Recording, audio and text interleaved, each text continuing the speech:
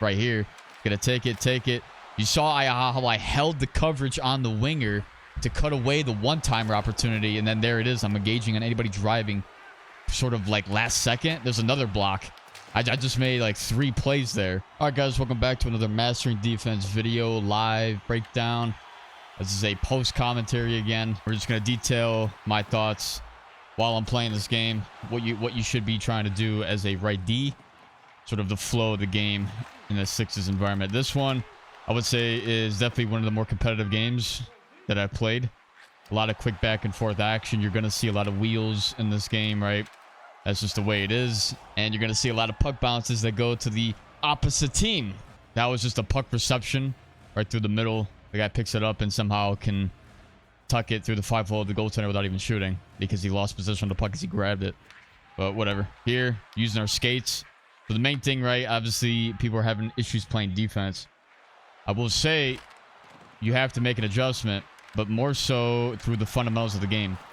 The fundamentals of defense do not change. I've always said that you should be in the best defense position that you can be, meaning that you want to be inside leverage. Your body position has to almost be perfect sometimes playing defense, right? So that is the skill gap. Obviously, when guys are trying to throw 96, 97 speed with wheels trying to get past you, right? That is very difficult to accomplish. There, you saw how far I was. Wasn't square to the puck carrier. Wasn't able to pick off that pass, right? And the guy just takes a shot. So it's poor defense from me. Rotation there.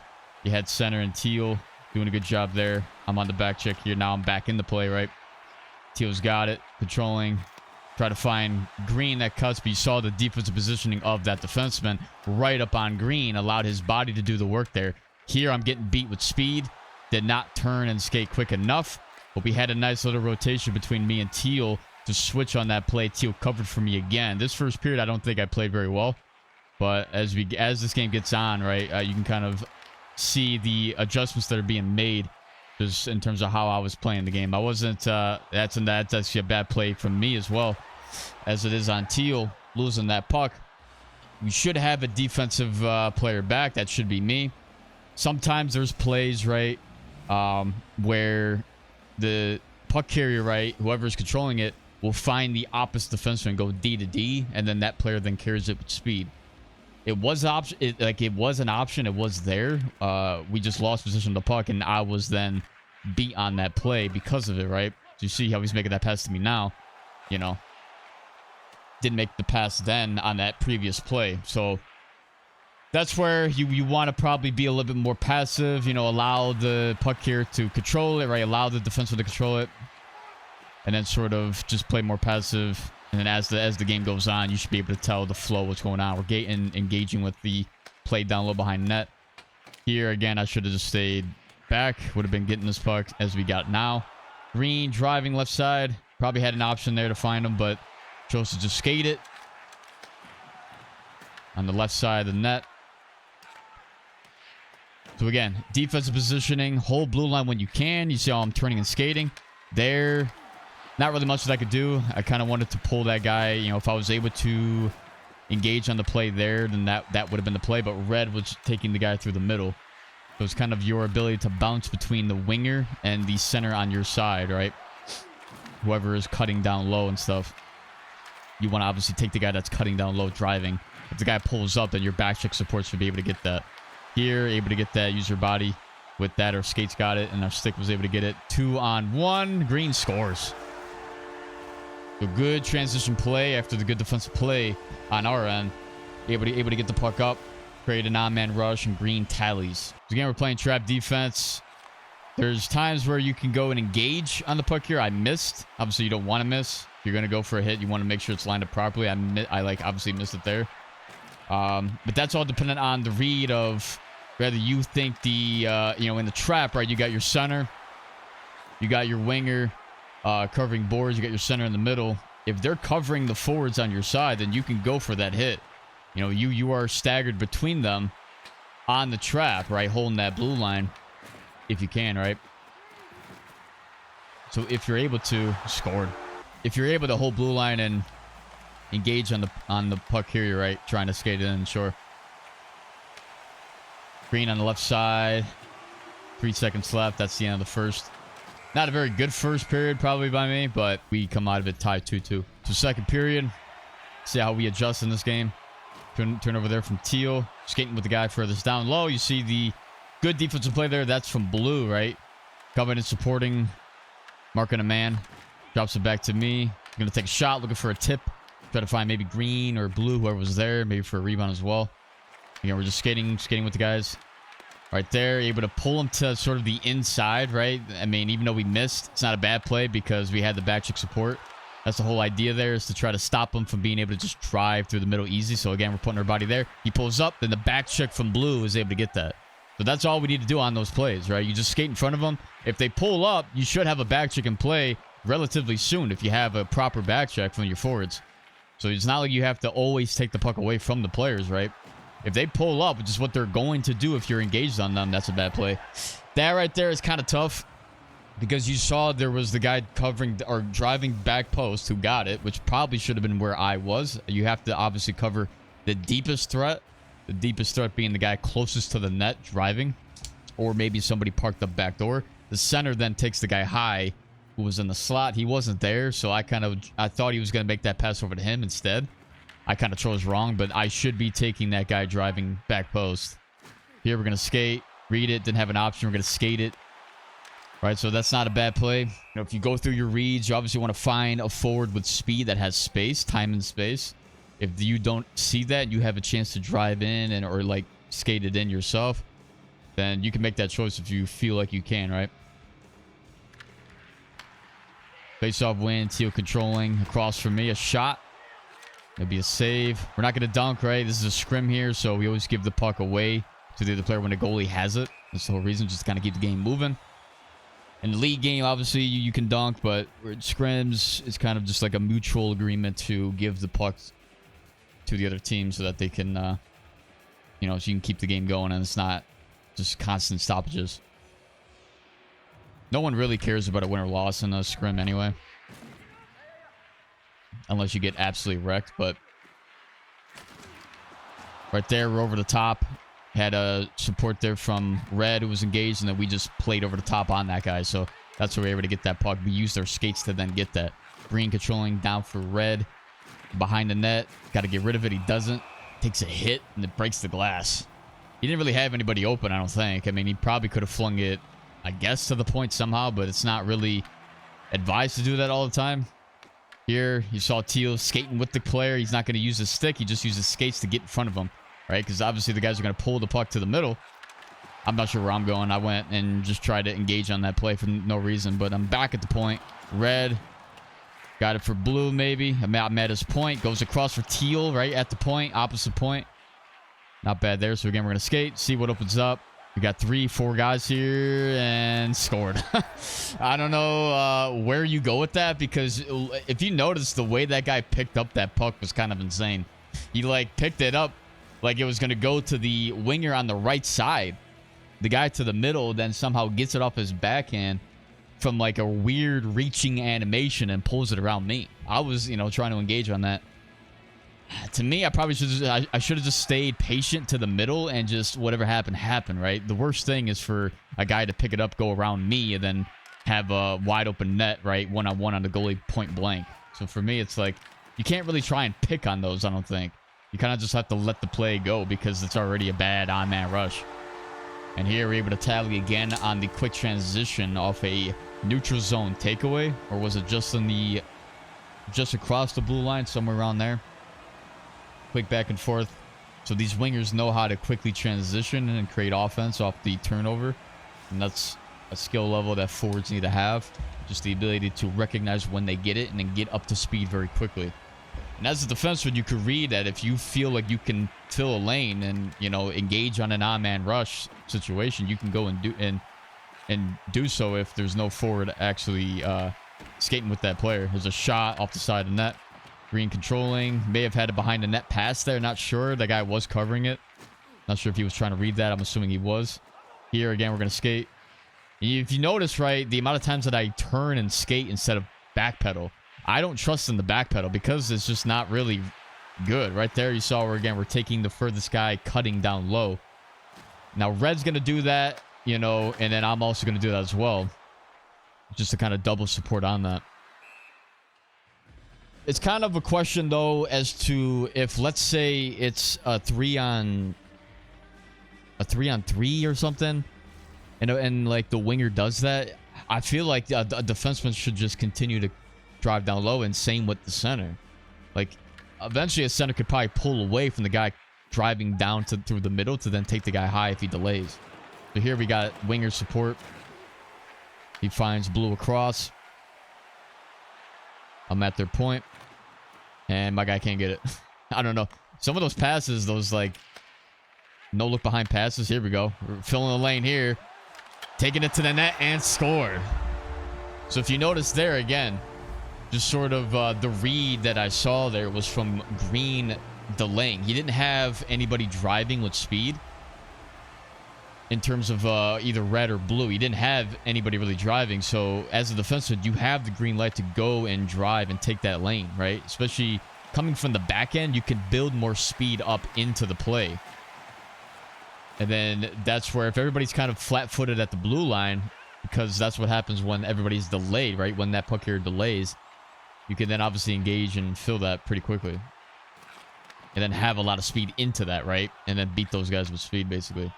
Again, we're going to support through the middle. Again, from the top, or from over the top type play is what I call it.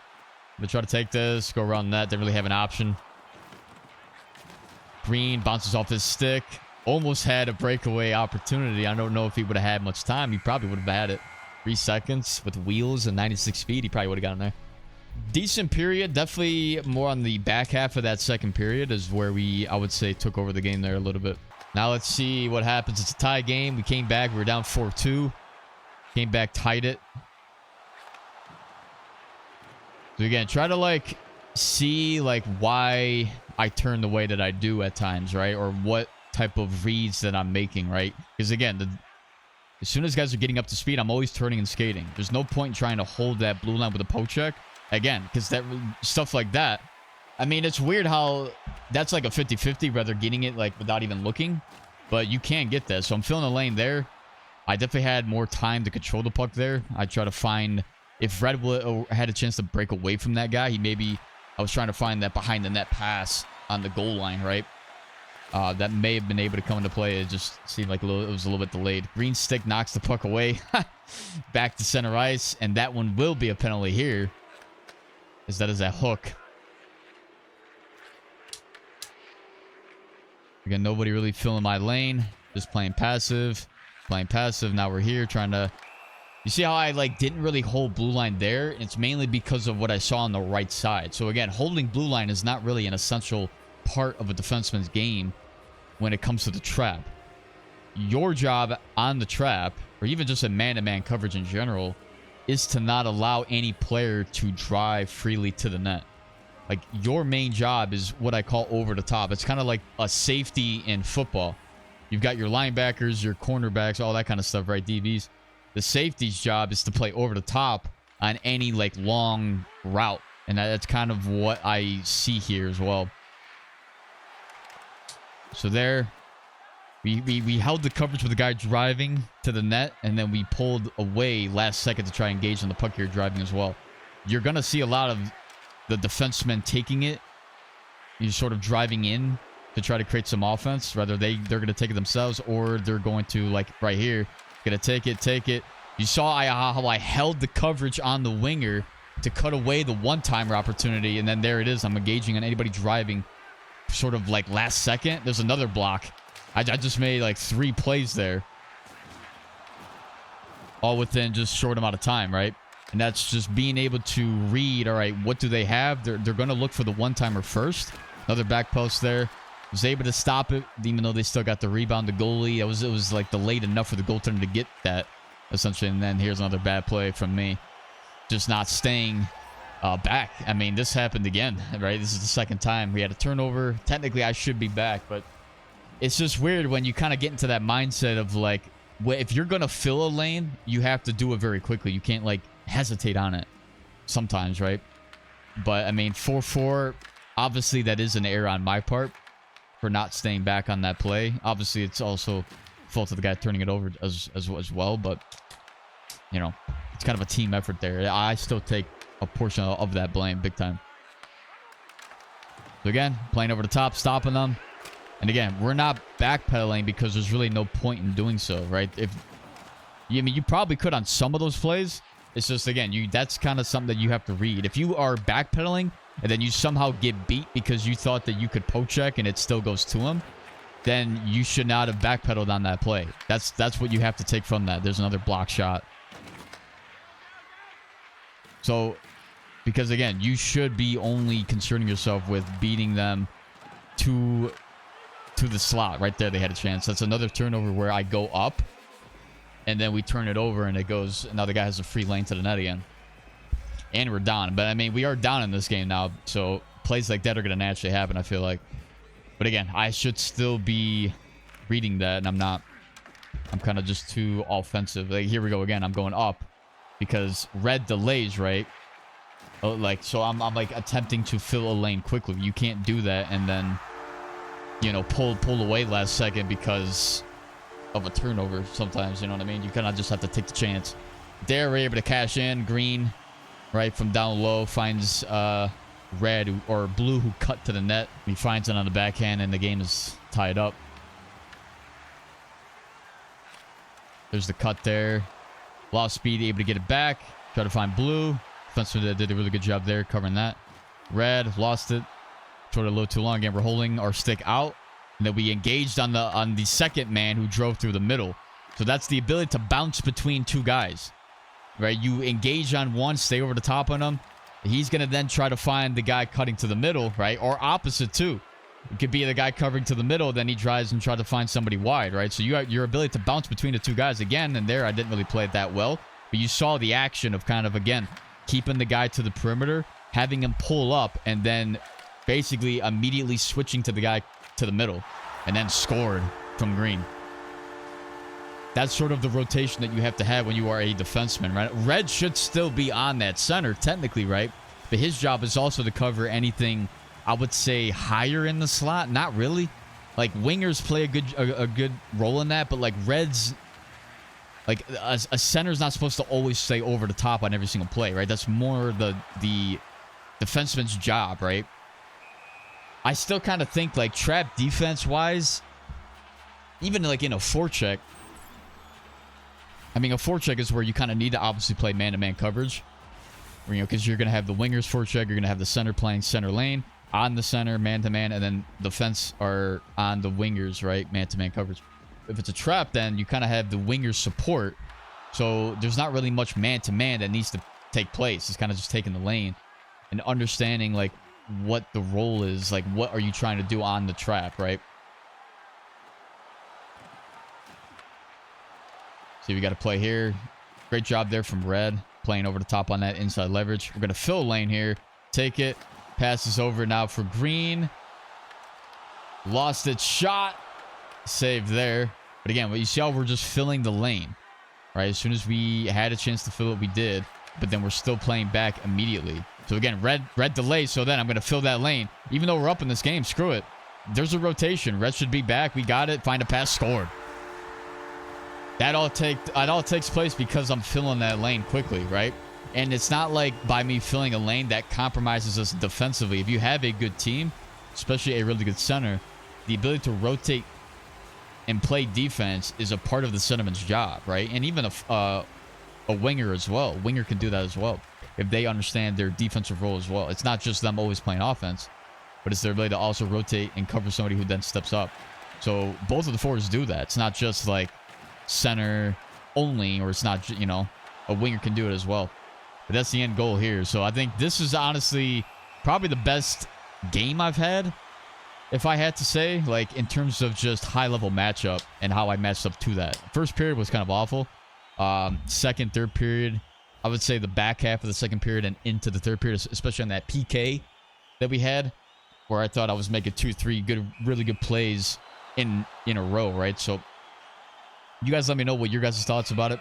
Thought we played pretty well overall, but that's kind of the defensive mindset that I have when I'm playing this game. And I'm starting to feel myself, yeah, defense is tough, but there's still ways around that. If you have good fundamentals, you will succeed at this game.